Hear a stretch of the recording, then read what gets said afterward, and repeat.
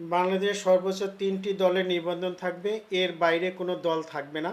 একটি দল নিবন্ধিত হওয়ার জন্য বাংলাদেশ ব্যাংকে নিবন্ধন অ্যাকাউন্টে 2,971,15,00,000 টাকা জমা দিতে হবে এবং জমা দিয়ে মানি রিসিপ্ট গ্রহণ করতে হবে। উক্ত মানি রিসিপ্টটি নির্বাচন কমিশনে জমা দিয়ে নিবন্ধিত হতে হবে। দলগুলো নিবন্ধিত হওয়ার পর রাষ্ট্র 1 মাসের মধ্যে প্রত্যেক দলের জন্য অনুদান হিসেবে নিবন্ধন অ্যাকাউন্টে 5,000 কোটি টাকা করে মোট 15,000 কোটি টাকা জমা করবে। দলগুলো জমাকৃত টাকা বাংলাদেশ ব্যাংক বিভিন্ন রাষ্ট্রীয় ব্যাংকে বিনিয়োগ করবে। বিনিয়োগকৃত অর্থ থেকে উপার্জিত মুনাফা দিয়ে সকল দলের নেতৃবৃন্দকে প্রতি মাসে বেতন বা ভাতা প্রদান করবে। বাংলাদেশে 4,571টি ইউনিয়ন আছে। প্রত্যেক ইউনিয়নে প্রত্যেক দলের 13 জন সদস্য যদি হয়, তাহলে সারা বাংলাদেশে একটি দলের জন্য 59,423 জন রাজনৈতিক ব্যক্তিত্ব হবেন, যারা প্রত্যেকে যদি 5 লক্ষ টাকা করে নিবন্ধন ফি বাবদ জমা দেন, তাহলেই 2,971,15,00,000 টাকা হবে। নিবন্ধিত দলগুলো হবে নিম্নরূপ: জনগণের স্বাধীনতা দল, প্রজাতান্ত্রিক কৃষক দল, রাজকীয় গণতান্ত্রিক দল। এই দলগুলো যদি না হয়, আপনাদের মন মতো যে দলগুলোকে রাখা সম্ভব, এরকম 3টা দল আপনারা নির্বাচন করেন। কোনো রাজনৈতিক দলের মতামতের প্রয়োজন নেই, কোনো রাজনৈতিক দলের হুমকি ধমকি দেওয়ারও গ্রহণ করারও প্রয়োজন নেই। জনগণের মতামত নেবেন এবং সুপ্রিম কোর্টের মাধ্যমে রায় প্রতিষ্ঠা করবেন। এখানে তো রাজনৈতিক দলের নেতা নেতৃগণের মত বা পরামর্শের কোনো প্রয়োজন দেখি না, কারণ তারা তো মৃত্যুবরণ করেন না। আমরা সাধারণ জনগণ আন্দোলন করি, আমরা সাধারণ জনগণ মৃত্যুবরণ করি, এরপরে সমস্ত ফলাফল ভোগ করেন ওই রাজনৈতিক নেতারা, যারা অন্ধকারে ঘরের মধ্যে লুকিয়ে থেকে এই আন্দোলনকে পর্যবেক্ষণ করেন। তা আমরা এই নেতা চাই না।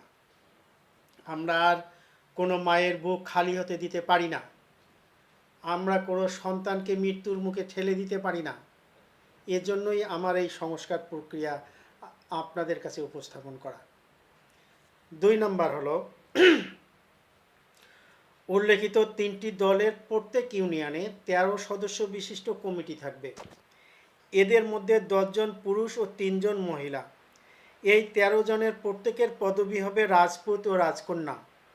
রাজকন্যাগণ 3টি ওয়ার্ড নিয়ে নির্বাচনে প্রতিদ্বন্দ্বিতা করবেন, আর রাজপুতগণ এক একজন ওয়ার্ড ভিত্তিক নির্বাচনে প্রতিদ্বন্দ্বিতা করবেন। 13 জন সদস্যের মধ্যে যিনি সভাপতি নির্বাচিত হবেন, তিনি ইউনিয়ন পরিষদ চেয়ারম্যান পদে নির্বাচনে প্রতিদ্বন্দ্বিতা করবেন।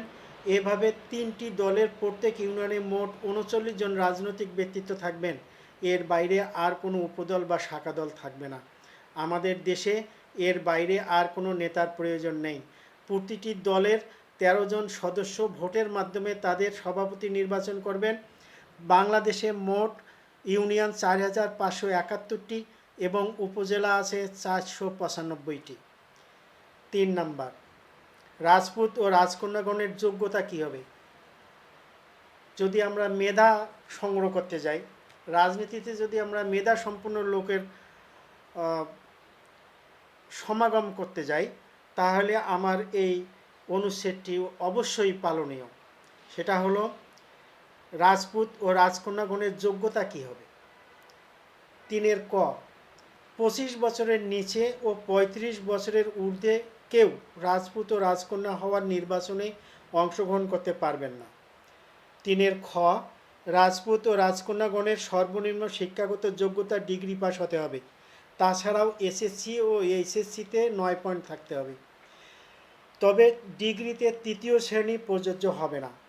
3 গ, ইসলামী শিক্ষার ক্ষেত্রে কামিল, মাওলানা, মুফতি, মুহাদ্দিস সার্টিফিকেটধারীগণ রাজপুত ও রাজকন্যা পদে প্রতিদ্বন্দ্বিতা করতে পারবেন। এক্ষেত্রেও 3য় শ্রেণী প্রযোজ্য হবে না। 3 ঘ, রাজপুত ও রাজকন্যা নির্বাচিত হওয়ার পর সর্বোচ্চ 5 বছরের মধ্যে এলএলবি ডিগ্রি অর্জন করতে হবে। এলএলবি ডিগ্রি অর্জনে ব্যর্থ হলে রাজপুত ও রাজকন্যা পদের জন্য অযোগ্য বলিয়া গণ্য হবেন। সেক্ষেত্রে ওই দলের সমর্থকদের মধ্য থেকে নতুন ও রাজপুত ও রাজকন্যা নির্বাচিত হবেন।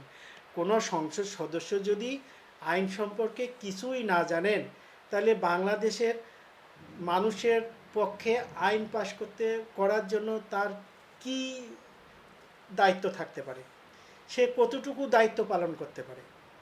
এজন্যই এই অনুচ্ছেদ রাখা হয়েছে। 3 মাদক সেবনকারী ব্যক্তি রাজপুত ও রাজকন্যা নির্বাচনে অযোগ্য হবেন। 3 যৌন কেলেঙ্কারি কোনো মামলায় জড়িত ব্যক্তি বা মহিলা রাজপুত ও রাজকন্যা নির্বাচনে অযোগ্য হবেন।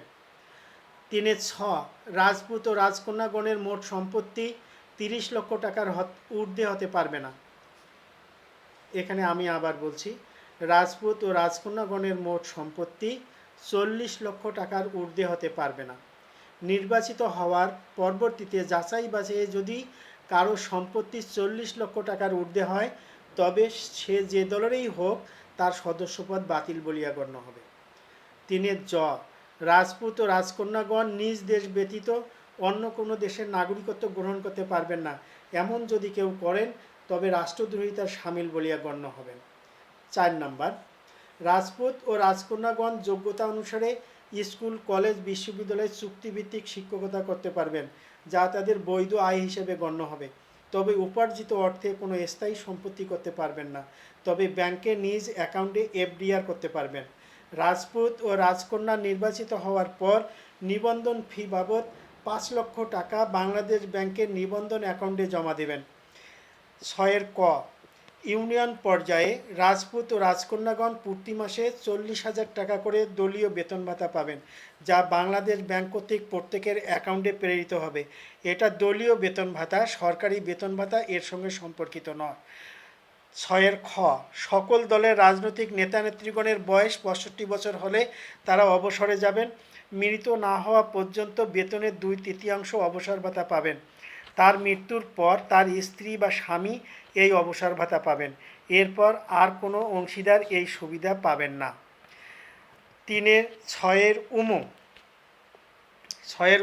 6 গ রাজপুত ও রাজকন্যাগণের সন্তানগণ বিনা খরচে যোগ্যতা অনুসারে দেশের অভ্যন্তরে যে কোনো শিক্ষা প্রতিষ্ঠানে অধ্যয়ন করিতে পারিবেন, কোনো ক্রমে দেশের বাইরে অধ্যয়ন করিতে পারিবেন না। তবে রাজনৈতিক নেতা বা নেত্রীগণ অবসরে গেলে তাদের সন্তানগণ দেশের বাইরে গমন করিতে পারিবেন। 6 ঘ রাজপুত ও রাজকন্যাগণের সন্তানগণ কোনো সরকারি বা বেসরকারি প্রতিষ্ঠানে কর্মরত থাকলে উপার্জিত অর্থে কোনো স্থাবর সম্পত্তি ক্রয় করিতে পারিবে না, তবে ব্যাংকে ট্যাক্স মুক্ত এফডিআর করিতে পারিবেন। তবে তাদের বাবা মা অবসরে গেলে স্থাবর সম্পত্তি ক্রয় করিতে পারিবেন।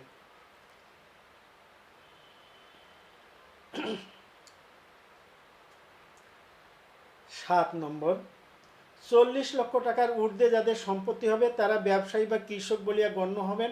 একজন ব্যবসায়ী ব্যবসায়িক কার্যক্রম পরিচালনার জন্য ব্যবসার ধরন অনুযায়ী একটি ব্যবসার জন্য সর্বোচ্চ 20 বিঘা জমি নিজ অধীনে রাখিতে পারিবেন। অবশিষ্ট অর্থ ব্যাংকে এফডিআর অথবা ব্যবসার মূলধন হিসেবে ব্যবহার করতে পারিবেন। এভাবে একাধিক ব্যবসার জন্য সাংবিধানিক পরিষদের অনুমতি সাপেক্ষে জমি বরাদ্দ পাবেন। জমি বরাদ্দের পর অবশ্যই ব্যবসার দৃশ্যমান হতে হবে। ব্যবসা দৃশ্যমান না হলে ওই ব্যবসার বরাদ্দকৃত জমি সাংবিধানিক পরিষদ বাতিল করার ক্ষমতা সংরক্ষণ করে। একজন কৃষক সর্বোচ্চ 50 বিঘা জমি নিজ অধীনে রাখিতে পারিবেন। কৃষকগণ কৃষি সম্পর্কিত হাঁস, মুরগি, গরু, ছাগল, মাছের খামার ব্যবসা করতে পারবেন। 8 কোনো সরকারি বা বেসরকারি চাকুরে আমলা, ব্যবসায়ী বা কৃষক রাজপুত ও রাজকন্যা পদের জন্য অযোগ্য বলিয়া গণ্য হবেন, তবে নিজ পছন্দ অনুযায়ী যে কোনো দলকে সমর্থন বা ভোট দিতে পারিবেন। 9 রাজপুত ও রাজকন্যাগণের মধ্য থেকে প্রত্যেক ইউনিয়ন থেকে 2 জন করে সদস্য নিয়ে নিজ নিজ দলের উপজেলা কমিটি গঠন করবেন। উপজেলা কমিটিতে যিনি সভাপতি নির্বাচিত হবেন তিনি সংসদ সদস্য পদে এবং যিনি সেক্রেটারি নির্বাচিত হবেন তিনি উপজেলা পরিষদ পদে নির্বাচনে প্রতিদ্বন্দ্বিতা করবেন। উপজেলা পরিষদের নির্বাচিত সদস্যগণ বিভাগীয় সংসদ সদস্য বলিয়া গণ্য হবেন। প্রত্যেক বিভাগে একটি করে বিভাগীয় সংসদ ভবন থাকবে। প্রত্যেক দলের সকল রাজপুত ও রাজকন্যাগণ 5 বছরের শেষ বছরের 3 মাস পূর্বে গোপন ব্যালটের মাধ্যমে দলীয় সভাপতি ও প্রেসিডিয়াম সদস্য নির্বাচিত করবেন। দল ক্ষমতায় গেলে দলীয় সভাপতি প্রধানমন্ত্রী মনোনীত হবেন। একজন প্রধানমন্ত্রী পরপর 2 বার প্রধানমন্ত্রী পদে থাকতে পারবেন। 10 জেলা কমিটি থেকে প্রত্যেক দলে 2 জন করে সদস্য নিয়ে মোট 6 জন সদস্য নিয়ে গঠিত হবে দুদক কমিশন। এমনিভাবে প্রত্যেক দলে 2 জন করে সদস্য নিয়ে গঠিত হবে সাংবিধানিক পরিষদ। যে দল রাষ্ট্র ক্ষমতায় থাকবে সেই দল সাংবিধানিক পরিষদ ও দুদক উভয় কমিটিতে সভাপতি পদে একজন মাওলানা মুফতি মুহাদ্দিস সার্টিফিকেটধারী ব্যক্তিত্বকে নিয়োগ দেবেন। অনুরূপভাবে জেলা কমিটি থেকে প্রত্যেক দল থেকে 2 জন করে সদস্য নিয়ে মোট 6 জন সদস্য দ্বারা নির্বাচন কমিশন গঠিত হবে। এক্ষেত্রেও সভাপতি পদে একজন মাওলানা মুফতি বা মুহাদ্দিস সার্টিফিকেটধারী ব্যক্তিত্বকে নিয়োগ দেবেন। 11 সাংবিধানিক পরিষদ, দুদক ও নির্বাচন কমিশন সকল কমিটিতে যারা নির্বাচিত হবেন তারা সকলেই শপথ গ্রহণের পর নিরপেক্ষ ব্যক্তিত্বে পরিণত হবেন। তারা যে দল থেকে এসেছে দলের বিরুদ্ধে কাজ করলেও সেই দল তাদেরকে পদচ্যুত বা বহিষ্কার করতে পারবে না। 12 সাংবিধানিক পরিষদের অধীনে দুদক, নির্বাচন কমিশন, বিচার বিভাগ, মাদকদ্রব্য নিয়ন্ত্রণ অধিদপ্তর ও র্যাব ফোর্স থাকবে। সরকারের মেয়াদ শেষ হওয়ার 3 মাস পূর্বে রাষ্ট্রের সকল ক্ষমতা সাংবিধানিক পরিষদের নিকট ন্যস্ত হবে। এখানে আর কেয়ারটেকার সরকারের প্রয়োজন নেই। সাংবিধানিক পরিষদ একটা সাংবিধানিক পদ। এই সাংবিধানিক পরিষদ আর কখনো বিলুপ্ত হবে না। যখনই কোনো ক্রাইসিস অবস্থায় সরকারের পতন ঘটলে সাংবিধানিক পরিষদ রাষ্ট্রের সকল ক্ষমতার মালিক হবেন। এক্ষেত্রে আমরা ন্যায় বিচার পাব। 13 সেনাবাহিনী, বিজিবি ও আনসার ব্যাটালিয়ন থেকে চৌকো সদস্যদের নিয়ে র্যাব গঠিত হবে। এতে কোনো পুলিশ সদস্য যুক্ত হতে পারবে না। 14 সাংবিধানিক পরিষদের অনুমতি সাপেক্ষে দুদক রাষ্ট্রের সকল কর্মকর্তা কর্মচারী ও সকল রাজনৈতিক নেতা নেতৃগণের সকল দুর্নীতির তদন্ত করতেও শাস্তির ব্যবস্থা করিতে পারিবেন। এতে রাষ্ট্র বা ক্ষমতাসীন সরকার কোনো হস্তক্ষেপ করিতে পারিবে না। তাহলে এখানে জবাবদিহিতা থাকলো। কেউ এই জবাবদিহিতার ঊর্ধ্বে হতে পারবে না। 15 সাংবিধানিক পরিষদ, দুদক ও নির্বাচন কমিশনের সদস্যগণ 5 বছরের জন্য নির্বাচিত হবেন। মেয়াদ শেষ হলে একই প্রক্রিয়ায় নতুন সদস্য নিয়ে সাংবিধানিক পরিষদ, দুদক ও নির্বাচন কমিশন গঠিত হবে। 16 সাংবিধানিক পরিষদের সদস্য ও দুদকের সভাপতি ও সদস্যগণ পূর্ণ মন্ত্রীর মর্যাদা পাবেন, আর সাংবিধানিক পরিষদের সভাপতি রাষ্ট্রপতির মর্যাদা পাবেন। 17 ক্ষমতাসীন সরকার রাষ্ট্রের সকল উন্নয়নমূলক কাজকর্ম স্বাধীনভাবে করতে পারবে, তবে 10 নম্বর অনুচ্ছেদে উল্লেখিত সংস্থাগুলির প্রতি কোনরূপ হস্তক্ষেপ করিতে পারবে না। 10 নম্বর অনুচ্ছেদে উল্লেখিত সংস্থাগুলোর প্রয়োজনীয় অর্থ রাষ্ট্র সরবরাহ করতে বাধ্য থাকবে। 18 বিভাগীয় সংসদে রাষ্ট্রের কল্যাণে কোনো আইন পাশ হলে তা উচ্চকক্ষে অর্থাৎ জাতীয় সংসদে যাবে। জাতীয় সংসদে আইনটি পাশ হলে তা যাচাই বাছাইয়ের জন্য সাংবিধানিক পরিষদে যাবে। সাংবিধানিক পরিষদ যদি মনে করে এই আইন রাষ্ট্রের জন্য কল্যাণকর, তাহলে তা রাষ্ট্রপতির কাছে স্বাক্ষরের জন্য পাঠাবে, অন্যথায় সংশোধনের জন্য সংসদে ফেরত কিংবা বাতিল ঘোষণা করিতে পারিবে। 19 উপজেলা কমিটি গঠনের পর রাজপুত ও রাজকন্যাগণের শূন্য পদে ওই দলের সমর্থকদের ভোটে নতুন রাজপুত ও রাজকন্যা নির্বাচিত হবেন। 20 নিজ দলের অনুমতি সাপেক্ষে একজন জাতীয় সংসদ সদস্য ও বিভাগীয় সংসদ সদস্য পরপর 3 বার নির্বাচনে অংশগ্রহণ করিতে পারিবে। জাতীয় সংসদ সদস্য ও বিভাগীয় সংসদ সদস্যগণ দল থেকে মনোনয়ন না পেলে তারা জেলা কমিটির সদস্য বলিয়া গণ্য হবেন। জেলা কমিটির সদস্য সংখ্যা নির্দিষ্ট থাকবে না। 21 জেলা কমিটির সদস্যগণ রাষ্ট্রদূত হিসেবে নিয়োগপ্রাপ্ত হবেন। এক্ষেত্রে কোনোভাবেই দেশের কোনো আমলা রাষ্ট্রদূত হিসেবে নিয়োগপ্রাপ্ত হবেন না। রাষ্ট্রদূতগণ বিভিন্ন দেশে বাংলাদেশি নাগরিকদের কর্মসংস্থানের ব্যবস্থা করবেন। প্রত্যেক কর্মসংস্থানের জন্য 5,000 টাকা করে কমিশন পাবেন, যা তাদের বৈধ আয় হিসেবে গণ্য হবে। উক্ত কমিশন সরাসরি তাদের অ্যাকাউন্টে চলে যাবে। 22 কোনো রাজনৈতিক দলের নেতা বা নেতৃগণের সন্তানগণ শিক্ষা বা চাকুরির জন্য দেশের বাইরে গমন করতে পারিবেন না।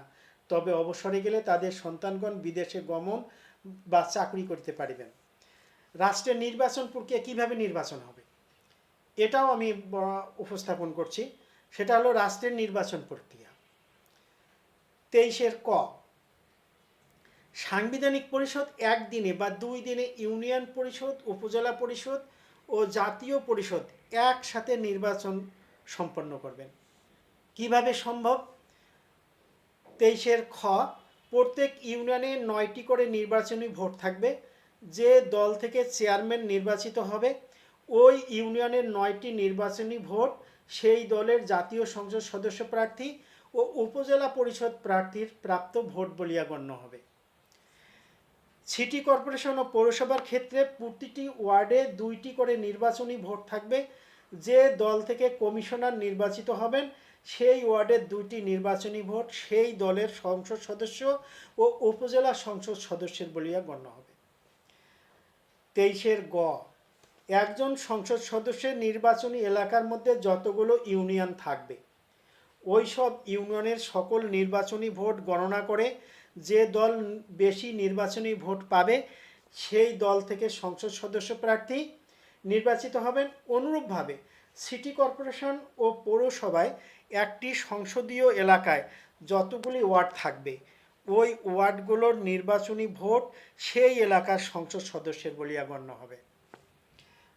23 ঘ, অনুরূপভাবে একটি উপজেলা এলাকার মধ্যে যতগুলো ইউনিয়ন থাকবে ওই সব ইউনিয়নের সকল নির্বাচনী ভোট গণনা করে যে দল বেশি নির্বাচনী ভোট পাবে সেই দল থেকে উপজেলা পরিষদ সদস্য নির্বাচিত হবেন।